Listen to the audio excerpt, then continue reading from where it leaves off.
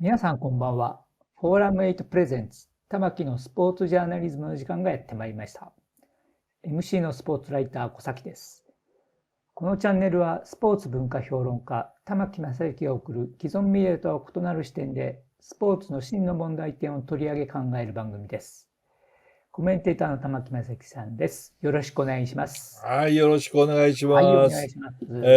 今週というか今回3回連続して、はい、高校野球のことを取り上げさせていただいてます。なぜ取り上げてるかというと、やっぱり人気があるからですね。世の中が騒いでるからで、マスメディアが騒いでるから、だったら俺たちもちょっとそれに乗っかって騒いでみて、ようかというような、ひねった根性もあるんですけれども、それ以上にこれはやっぱり高校生の問題だから改革しなきゃいけないんじゃないかという気持ちが純粋に心の底にあることも事実でして、3回連続してゲストに出ていただいているのは、宇治原秀明さんと、それと小林信也さんです。今回もよろしくお願いします。よろしくお願いします。3回目になりました。3回目はもう高校野球の改革論をいろいろ話していただきたいと思うんですが、その前に私の方からこんな改革はできますかというようなことを宇治原さんに聞きたいんですけれども、女子の選手が結構、男子のクラブで、一緒に野球やってる選手がいると。でも地方大会にも出られないのが今の現実ですけれども、女子は出られるようになるでしょうか？どうですか？防ぐ、ダメにする理由はないですよね。うん。うん。ただそれはある程度レベルというか、男子とやっても遜色ないレベルであるということが条件にはなるんじゃないですか。それは男女関係なく。ということは一緒に野球がやれれば別に男女は関係ないという方向には行くのはおかしくはないだろうという。おかしくはないと思います。でも今のところは男子だけというふうになってますよね、規則として。なってます、なってます。こうやれんの。こういうのを直せるか直せないかというのはどう思われます？こうやれに直す力ないと思いますね。そう、やっぱり。やっぱりそこの危険性とかそういう責任は負いたくないと思うので、危険かどうかっていう部分においては、やっぱり彼らがそもそもグラウンドに入っちゃダメとか、ノックの手渡しもしちゃダメっていうのは過去にあったのは、やっぱりその危険で何かがあった時に責任を負えないというのがあるので、やっぱりそういうところのハードルはすごく高くなると思います。それは一回ありましたよね。ノックの時に甲子園球場でノックする時に、ノックのボールをノッカーに渡しているのが女性だと分かった時に、それはダメだって言って否定した時がありましたけども、その前にも渡している女の子は実は存在していて、ただ、それが女の子とよくわからなくって、ただ、分かった女の子はポニーテールだったと。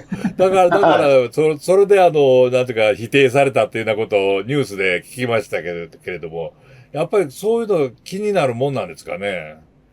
日本語やればそういう、本人たちは全然大丈夫と分かってるし、本人たちはそこに責任を負う覚悟も持ってグラウンドに立ってるんですけど、何かあった時っていうのに対する、抵抗感というのは、日本語やれば僕は強いんじゃないかなっていうふうに思いますね。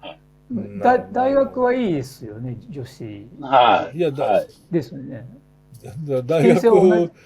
女子大学生と女子高校生ではやっぱり違うんですかねという話になったりとか。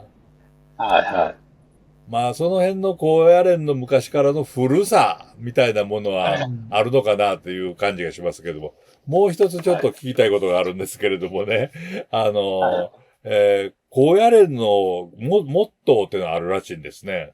フェアプレイ、フレンドシップ、ファイティングスピリットって言うて、3つの F が、フェデレーション、要するに連盟と同じような F と重なっているって、これがモットーになっているらしいですが、ファイティングスピリットっていうのはやっぱり入っていていいんですかね？ファイティングスピリットって、捉える人の、ものによって変わりますよね。何をもってファイティングスピリッツっていうのかっていうね。なるほど。ははい。い。はい。200球投げるのがファイティングスピリッツっていう人は多分いると思うんで。はい。それは違うと思う。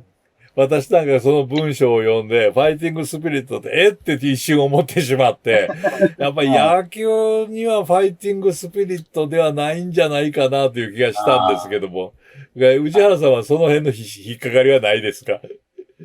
そこはあんまり細かくは気にはしてなかったですけど。まあ気にする人としない人がいるということで、終わることにしますか。もっと本質的なことを聞きたいと思います。さて、前回の話の中で、甲子園でやるべきか、どうするべきか、北海道なんかに甲子園球場とそっくりの球場を建てた方がいいんじゃないかという意見なんか、小林さんから出たりもしましたけれども、その中でもう一つ別のことを聞きたいのは、トーナメント制ということですね、伊豆原さん。トーナメント制が消えて、今もなんか各地方では、リーグ戦をやっている高校なんかも出てきたという現実もありますけれども、この辺の試合のやり方を変えるっていうのはあるでしょうかね。あるかないかよりはやるべきだと思います。絶対に。なるほど。はい。やるべきで、これ僕の甲子園改革っていうか、地方大会の改革でもあるんですけど、はい、聞かせてください。今、例えば大阪桐蔭とか横浜高校野球の A ランクと仮定したときに、部員が9人しかいない素人軍団が E レベルだとするじゃないですか。はい。その A と E レベルが同じ大会にずっと出続けてるのは良くないと思うんですよ。なるほど。はい。だから、とにかくカテゴリーを全部その野球のレベルに分けて、そのカテゴリーだけで野球の試合をするっていう風に持っていった方がいいと思うんですよね。なるほどね。要は、はい。はい。高校のバスケットボールなんかではそれのやり方を実践し始めましたよね。それは、サッカーも野球でも、サッカーもそうですね。その辺がやっぱり野球でも可能だろうということですかね。可能というかもうやっぱりもう今年の地方大会で要は E レベルの同士の対決を見たんですね、神宮球場で。はい、はい。要は合同チームと9人集まるかどうかわからない、今年の同士、でもね、大接戦なんですよ。めちゃくちゃ面白いんですよ。うまくはないんですけど、面白い野球をしてるわけです。わかります。でも彼らも高校野球なんですよね。うん。で、それを、例えば大阪桐蔭とかレベルの高い学校と一緒に試合してしまえば、完全に野球が違ってしまって、彼らの野球を奪ってしまうことになるんですよ。なるほどね。まあ、それは大阪桐蔭のような、はい。学校とやったら5回コールドで20対0ぐらいの試合になるわけですね。はい。結局、E レベルの子たちではいい試合ができるのに、A の子たちとやるから、野球が楽しくないとか、その子たちは野球を奪ってしまうことになるので、秋から同じレベルのリーグ戦をずっとやり続けるわけですよ、春ぐらいまで。はい、はい、はい。で、その子らはその子らで楽しい野球ができる。A の子は A の中で競って、リーグ戦をやり続けて、で、夏はトーナメント戦にするんですよ。はい。一発勝負の全部が現れる。でも、ごめんなさい。今、夏はって言われたのは、地方大会のことでいいね。そうです。夏の地方大会は、一発勝負のトーナメントでいいんですけど、リーグ同士、1回戦は、A と E は絶対当たらないようになってあって、なるほど。カテゴリー下から下からバーって試合をやっていて、勝ち上がっていったら、例えば E と D が当たったりとか、そういうふうにしていって、で、上で結局行くっていうね。そうなっていけば、みんなが楽しいというか。なるほどね。今の秋も春も夏もトーナメント戦っていう状況でいくと、いいチームの子は年間公式戦3試合しかできないんですよ。思わず笑ってしまいましたけど、本当そうですよね。そういう状況なので、そういう状況もやめて、もうそのカテゴリー同士でもう試合をやらせるという、もうそうやってランク分けをすることが、すごい不平等だって、やれも言うけど、そっちの方が今の方が全然不平等だと思うんですよ。なので、みんながやっぱり、試合を経験できるっていう環境を作ってあげるべきだと思うんです。それを宇治原さんなんか言うと、高野連が不平等という言葉を使われるんですか、やっぱり。不平等って要はランクをつけること自体が、あまりいいことじゃないというか、あ要は、大阪桐蔭が A で何々高校がいいっていうこと自体が、もうなんか、馬鹿にしてるとか、リスペクトがないとか言うわけですけど、教育的に良くないみたいな。教育的に良くない。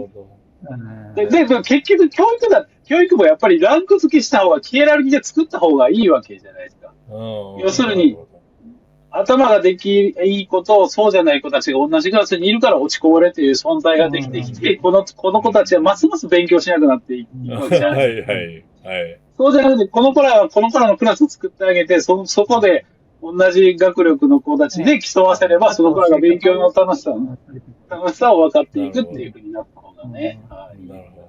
いや、よくわかりました。私は、宇治原さんに、賛成の一票を、必ず、一票じゃないな、100票ぐらい入れたいと思いますけど、小林さんもランク分けのことはよく言われていたことですよね。それとリーグ戦のことも。どうですか、今の宇治原さんの意見。うん。一つはやっぱり怪我の問題もあるんですよね。それとこの A と E がいきなり試合をしたと、大学のその A の選手が守っている場合のもう、まあそれもやっぱ本来は考慮と思いますね。あと、今お聞きして思ったのは、その野球って選手が毎年変わりますので、で、A 級に A ランク、B ランクじゃないと思う。宇治原さんはまあ、今の枠組みで春の大会があり、夏の大会がある。そういう中、どこかでランク枠を、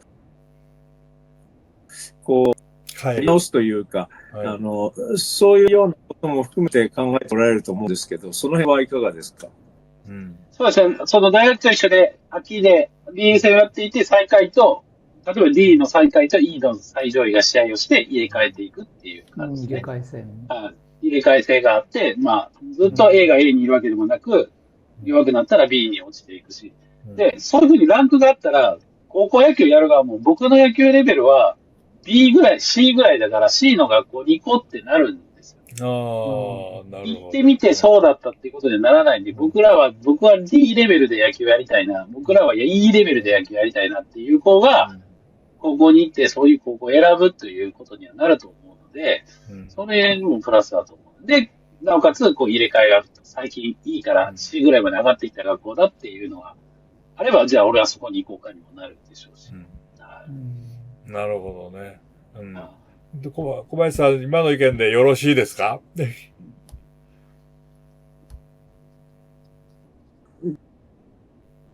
いいなと思いますね。変わるかというと、自分がどこの高校を選ぶかという非常に明確し、それから、E の学校に6日練習しないよねとか、放課後、そういう差もね、必然的にっていうか当然うちは、もちろん野球もやりたいんだけど、野球もできるよとか、その辺出てくるかな。それはすごく重要なところ。いや、そうですね。今本当にそれが実現できればいいし、実現すべきだと私も思いましたけれど、宇治原さん、さて、それをどうしましょうか。我々はそういう意見を書いたり言ったりとか、いろいろ言いたいと思いますけれども、宇治原さん、かなり高野連にも近いところにおられて、実現の可能性は何%ぐらい、あるいは何年後ぐらいでは絶対やれるぞと思うのはありますか？どうですか？実現の可能性はゼロじゃないと思うんですよね。なるほど。なるほど。その練習試合に毛が生えたような、リーグ戦は今、日本全国でたくさんやってるんですけど、その形は、日本高野連は同じ形はやっても意味がないと僕は思ってるんですよね。はい。なので、そういうところに対する対抗策として本格的に俺たちはリーグ戦やるぞっていうふうに日本高野連がやれば、可能性があると思うんですね。その施設のリーグ戦だけだと、こう、自分たちの存在価値が薄れるから、俺たちもやるぞって日本高野連がなれば、あこう、なんかそういうふうな動きが出てくるかなっていうのは。あ、なるほどね。そうですはね。朝日新聞はそういうことを書かせてくれないかな、もう。ただね、その、リーグ戦の本当の価値とか、今の僕とかそのね、小林さんが言われたようなカテゴリー分けの重要性を認識している人は多分野球界に少ないと思うんですよね。なんで、この知識を日本高野連に注入する必要があると思うんですよね。なるほどね。それが分かれば日本高野連もそこまで堅くなにダメだって言わないような気はしてるんですけどね。なるほどね。でも大学のリーグはそういうシステムですよね。高校サッカーでは、民間のスポンサーが、独自にプロデュースした全国リーグ戦みたいなのもあるんですけれども、高野連はそれは認めていないので、そうするとですね、最初の回で玉木さんが指摘した、なぜか新聞社はその民間の企業に属さないということで言うと、今、選抜は毎日、選手権は朝日、直接関わっていない読売という新聞社があります。ここに頼りたい気持ちはないんですけれども、ただ読売に全国スケールのリーグ戦をやってもらう。リーグ戦形式で全国の高校が参加できる新しい高校野球を読売にやってもらうということならば、高野連的には問題ないんじゃないかと思いますので、ぜひそれをやってもらいたいなというふうに思います。ということで、宇治原さん、小林さんにも、リーグ戦から、それから、ランク分けとリーグ戦ですね。それを、思い切って、他の新聞社に主催してやってもらおうよ、というような意見が出ましたけれども、その意見についてはいかがですかね、小林さん。小林さん、ごめんなさい、失礼、宇治原さん。はい、そうですね。読売新聞の、そこまで野球界の未来を考えてくれるかどうかっていうところにかかってるんじゃないかなと思うんですよね。はい。彼らはおそらく、本音としてはね、選抜大会が欲しかったりっていう状況もあると思うんなるほど。ね。だからその高野連の大会に参画するきっかけにはなると思うので、面白い。本当にそういうのに、リーグ戦に参画することによって、高野連の大会にっていうきっかけをね、掴んでもらえたらいいと思うんですけど、そこまで彼らがね、考えてるかどうかっていうのがちょっと気になるところですけど、でもひょっとしたらそういうこともあり得るし、そういう動きを見せる高野連も、ちょっとね、黙ってられないということで、僕の意見を聞いてくれたらいいかなと思ってますけど。それはもう最高ですね。ということで、いろいろな改革案が出ました。最後に、宇治原さん一言。何年後から改革始まりますか？もう来年から？今年から？もうすぐに始めたいですね、僕としては。始めたいですね、それは。もう。すぐに始めたい。はい。それはもう宇治原さんの YouTube でも、またこんな欄でも、どんどんやりましょう、改革欄。はい。ということで、本当今日はありがとうございました。ありがとうございました。はい。3回連続して長い間ありがとうございました。またよろしくお願いしますね。はい。よろしくお願いします。はい。皆さんご覧いただきありがとうございました。次回のフォーラム8プレゼンツ、玉木のスポーツジャーナリズムを楽しみにしていてください。それでは皆さん次のエピソードでお会いしましょう。さようなら。